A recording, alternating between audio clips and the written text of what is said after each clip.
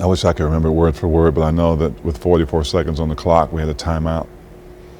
And we went on the bench, and we were basically looking for the best shot. Sydney obviously was going to control the ball, and that half, our guards ruled. I mean, our big guys didn't score a point until obviously at the end of the game. But Sydney and Derek and Terry Gannon were on fire. I had a great first half, but they really keyed on me in the second half, and also Lorenzo and Cozell. But we had to be in a position to just to get a great shot. And I remember passing that ball around and throwing a few passes that were a little iffy, a little scary. And with about 7 seconds, Sydney threw it to me. I know he knew he wanted me to shoot it.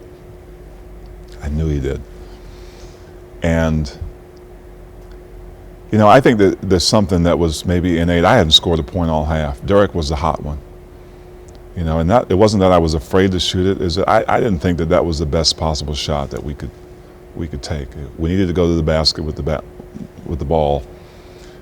I overlooked Sydney and threw a one-handed pass out to Derek, and I just thought that ball was just going to be stolen. I think Benny Andrews got his hand on the ball, and I think with that hand on the basketball, everybody thought it was a steal, especially the Houston players. I think Hakeem started walking towards the other end, and Derek grabbed that thing and heaved it up there, and I ran to the opposite side of the basket.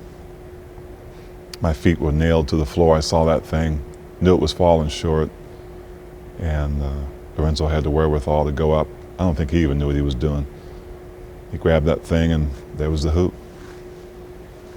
Flushed it in, looked around like he wanted to know what was going to happen next. It's all over. All over. I relived that. I'll tell you something, I relived that quite a bit. And I get nervous every time I put that game in that we might lose this thing. But it was indescribable. And people say, well, did it sink in? It didn't really sink in at that point. We knew we were champions.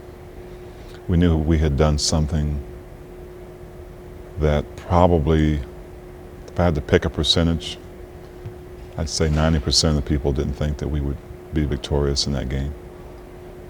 And changed my life. I think it changed a lot of guys' lives, but it definitely changed mine.